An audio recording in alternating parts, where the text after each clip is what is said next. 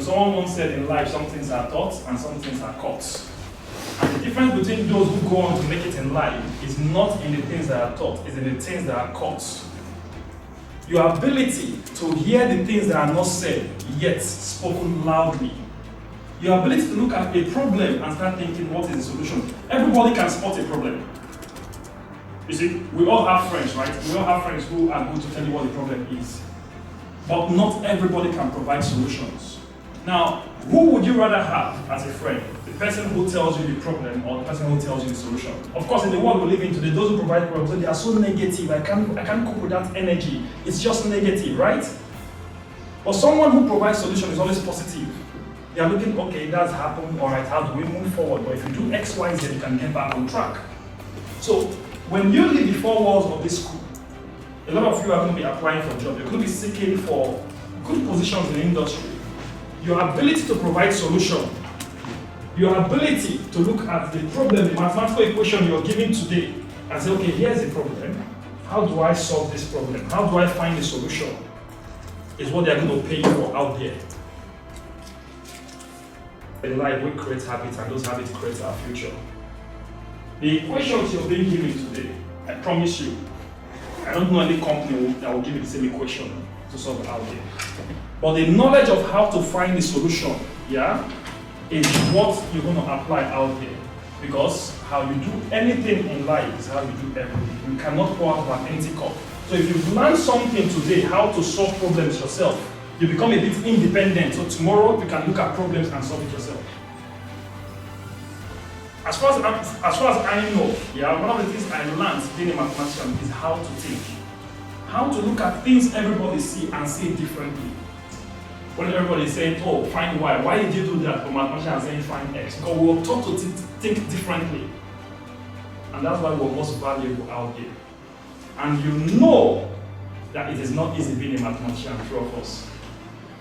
How many of you just sleep, wake up and walk into your exam hall and all A's? But you have friends who are studying other stuff, and most of them party the night for their exam and they roll in and they tell you I made a B.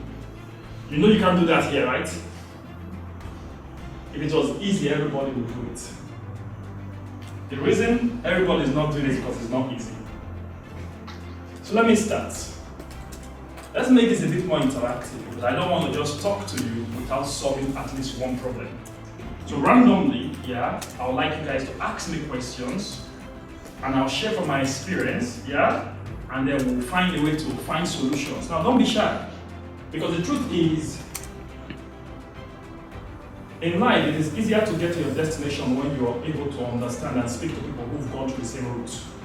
If I want to be a mathematician and I'm speaking to a doctor, it won't help me, it won't go anywhere.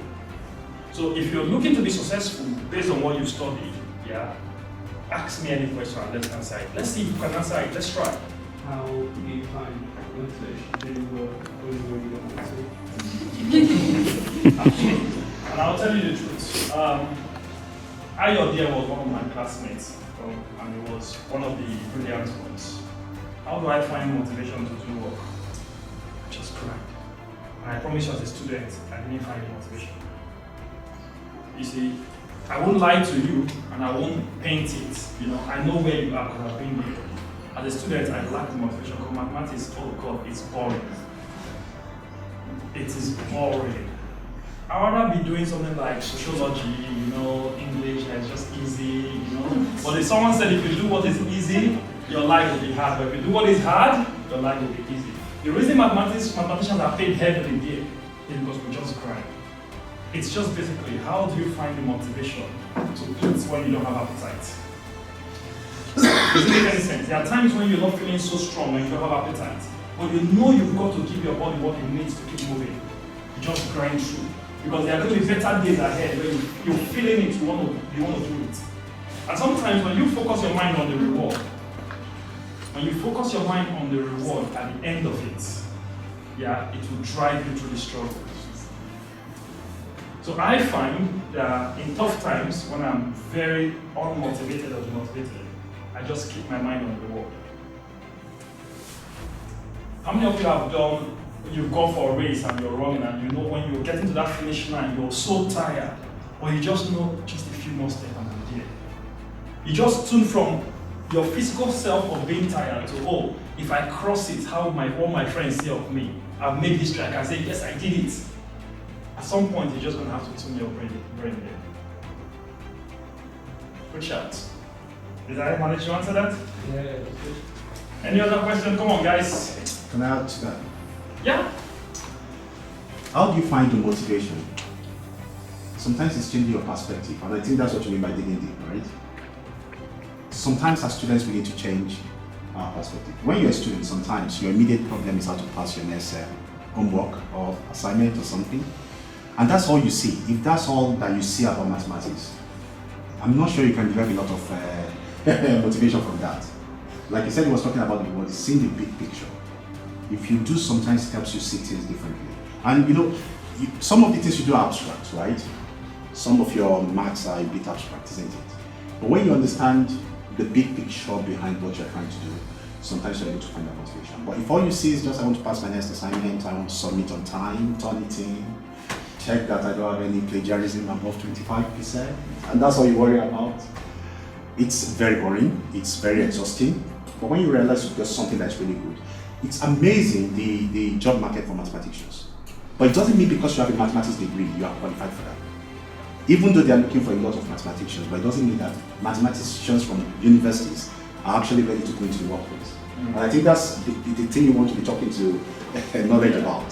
So let me drill down on that. In a real life situation, you can't cram your way through because the situation changes. The challenges change. Nobody knew COVID was going to hit the world a few years ago. In our time, it was right after the economic crunch, and nobody wanted mathematicians. Nobody wanted to employ mathematicians. Matter of fact, when I graduated, I had to go get a job in contact center as a customer service advisor, because I could not find a job as a mathematician. The world blamed mathematicians for the economic breakdown. And funny thing, I remember that interview, even trying to get a job as a contact center customer service, I still had to do an interview, and the guy asked me, I see you have mathematics degree, mathematics first degree, mathematics second degree. Why do you want to work in the contact center? Why do you want this job? And I promise you that was the quickest interview I've ever had. I turned to him and looked at him and said, I like your tie. He was shocked. He looked at himself like, okay, thank you. You don't expect that when you ask a question in an interview. Like, okay, thank you. I like your shirt. Oh, thank you. He's still waiting for my answer, and I told him, who picked that? He said, I did. See, that's mathematics. Being able to know that tie matches that shirt, that's mathematics. Mathematics is not just 2 plus 2. And the guy shook my hand and said, see you next week. That was the interview.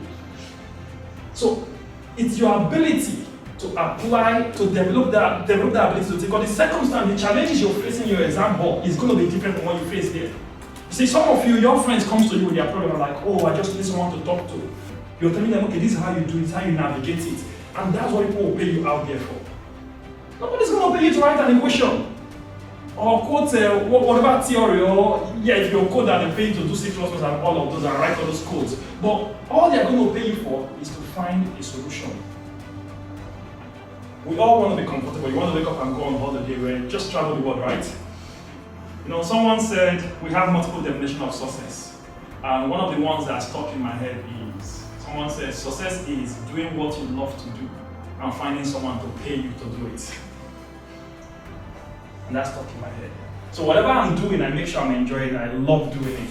And then when you find someone to pay you to do what you love to do, man, you're living the dream. So if you love to travel around the world, if there's someone paying you to travel, if you love to shop and there's someone paying you to shop, you're successful. Because you will be happy because you're doing what you love to do, and you have the money to keep doing what you love to do. So imagine, of course, some people will say, oh, money is not important. All right, that's fine, but we live in a world where a lot of things, you can't go to the bank and say, give me money, I have so much like on Instagram. You can't use your likes to get money from the bank. You can't use your likes to buy a car, right? You can't even use your views on social media to do anything. Or you walk into Mark and Spencer and say, I am so happy today, give me a top. Nah, it's not going to buy you anything. So at the end of the day, we all want to be happy, but we live in a world to be realistic, that happiness now, whether we like it or not, has been tied around money. And you guys are opportune to be in the right place, where you can be in command of your life and your future. All you need to do is learn how to provide solution. It's just that simple. That's right. It's probably also worth pointing out to the students you are at a time of your life when you have the best ratio of all interesting and fun things to do to boring things. You know, the academic life is there, you have to do the work, it doesn't impinge that much. And you get plenty of time to enjoy yourself, but not many people telling you what to do. When you leave here, if you go through the normal routine, you know, find a car, have kids, buy a house, the amount of routine stuff that you just have to go through is not motivating you to just go I promise you, that's bang on point. So get used to it. That's on point. See, I always say they lied to us. They told us that when we grow up, life will be easier. I promise you, the more I keep growing older, the more difficult life is. Because now you then have to make certain consideration, allowance for other stuff that you did not consider. As a student, you see, after my first semester result was that bad, yeah, I'll tell you what I did differently. After crying and everything, I made some adjustments. I was sleeping in the library, I wasn't doing anything. And I said, okay, I came from Nigeria, so I haven't been to the UK. I didn't really interact with people and understand the culture and everything. So I'll go into an exam hall, I'll read the question, I'll answer something different. It wasn't that I didn't read, it wasn't that I didn't prepare, but I didn't understand what they were asking me. So I made an adjustment to my life. I knew Wednesday night is rock at the O2. At the time, I can tell you every club opened every day at what time and what music they're playing. I decided to interact with people a bit more, to understand the people around me a bit more. When my result came out second semester, ACEs. The same person they told, oh, take the balance of your school fees, go back to your country, there's no hope. I aced it all out. And off the back of that result, a company called me, a restaurant company, sponsored my visa, and that's how I'm still here. And now I'm a British citizen.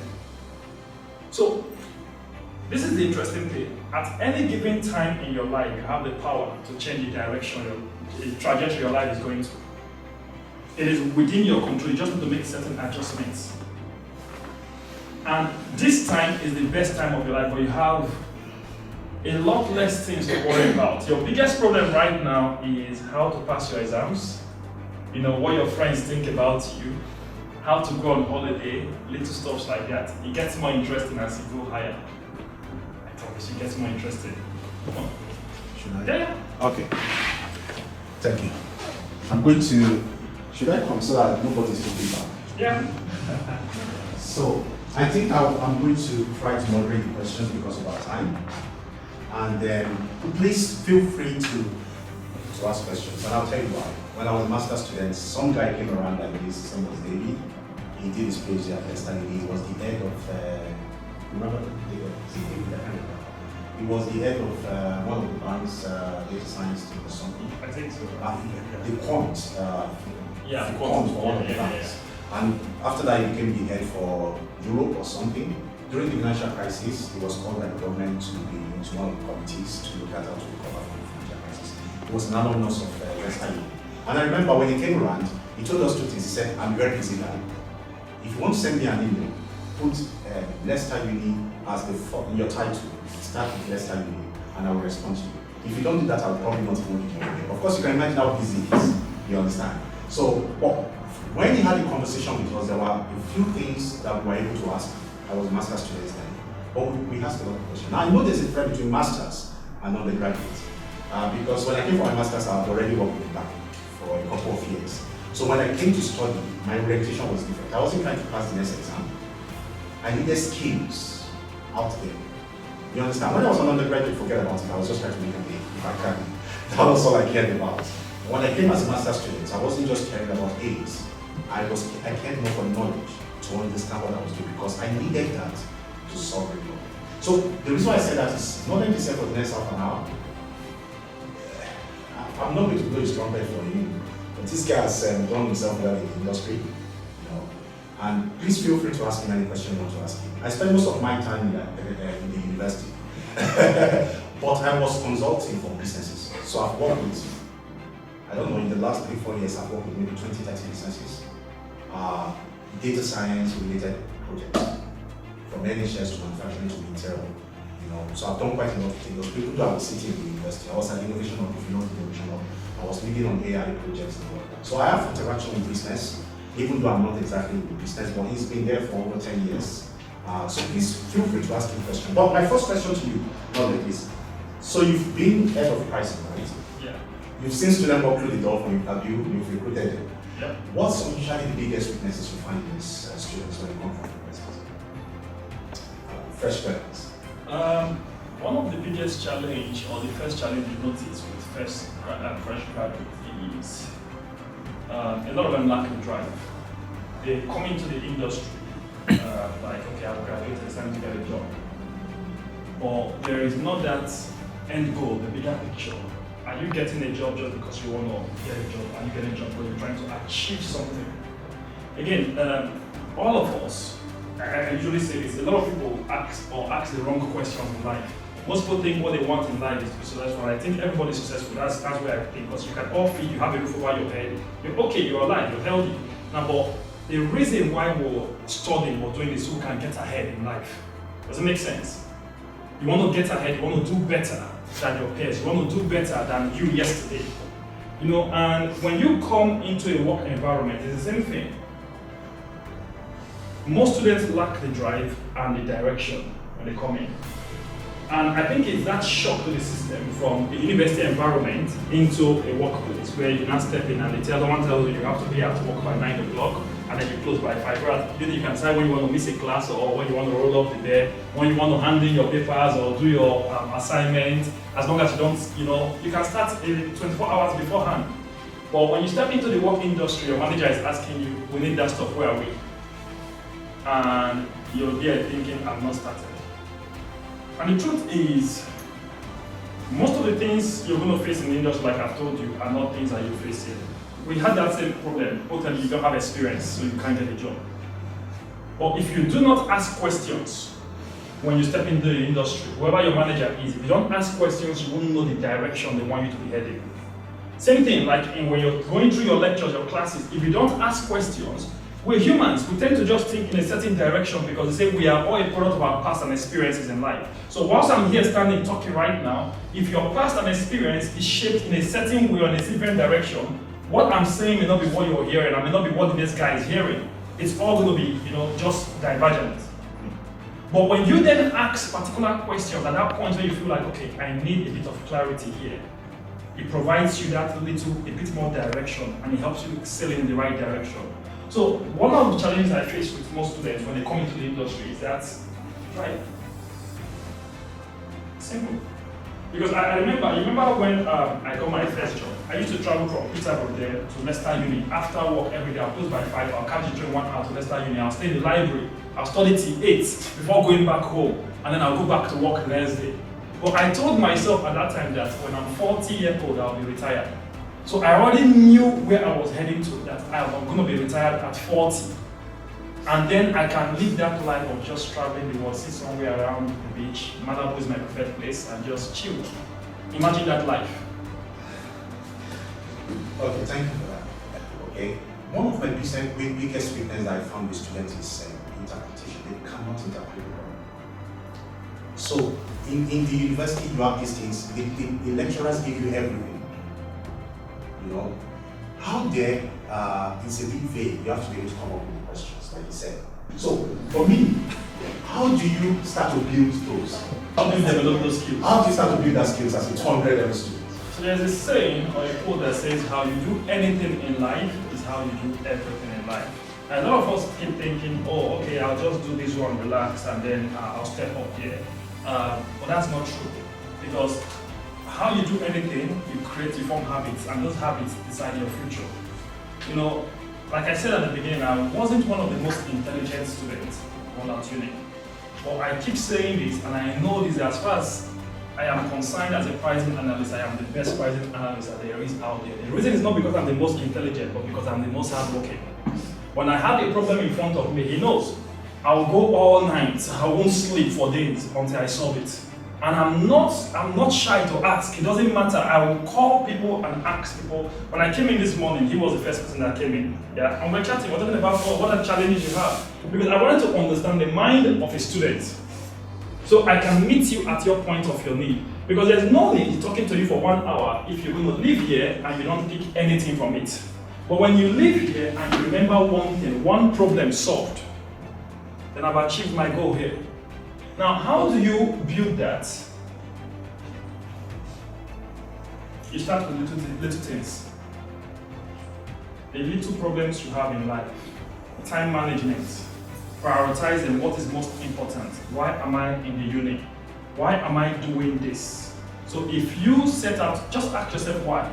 Take a minute to ask yourself why. Because if you understand why you're doing something, then you know why you need to go extra for it. But if you don't know, take example, if someone tells you, just go out and do something and you don't know why, you won't be that pumped up to go out there and do it. But if they sit you down and explain that if you do this, it means that you're going to get a guaranteed future and you can secure a job, and all the pain, all the sacrifice you're putting in right now is not wasted. It will pump you a bit more to go out there and go for it. If it makes any sense.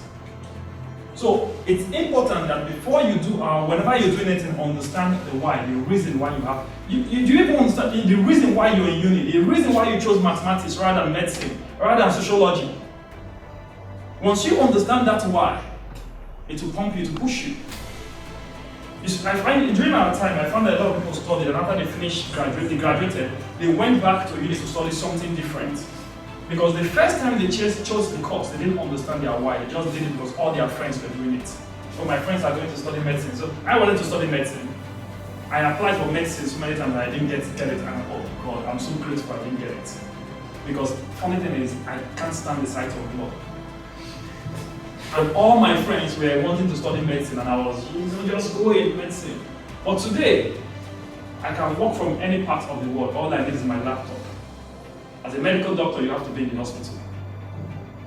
I can travel to America, all I need is my laptop, sit down, do my job, join meetings. I have extreme flexibility. That's the advantage of mathematics.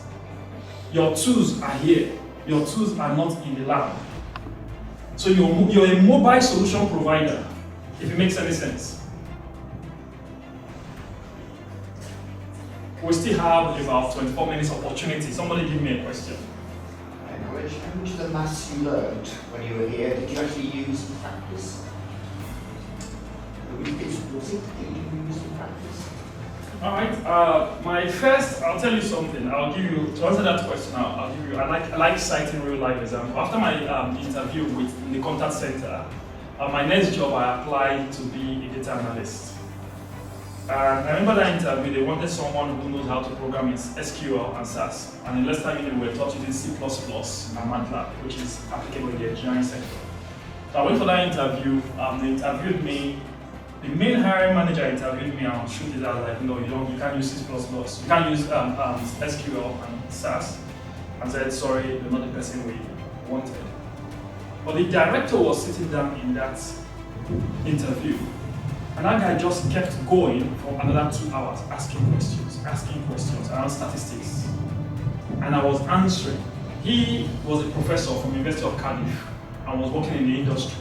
And I was answering. And after the interview, he said, my team needs someone with this statistical expertise. I went for a data analyst job. I got a job as a statistician. So did I use it? Yes. If I did not have that background of statistics, I would have missed the opportunity. And that opportunity, once I got that job, it took me from working in the contact center, earning, cashing in 1,200 at the end of the month, to a point where that is not even, right now, that is like a third of the tax I pay every month.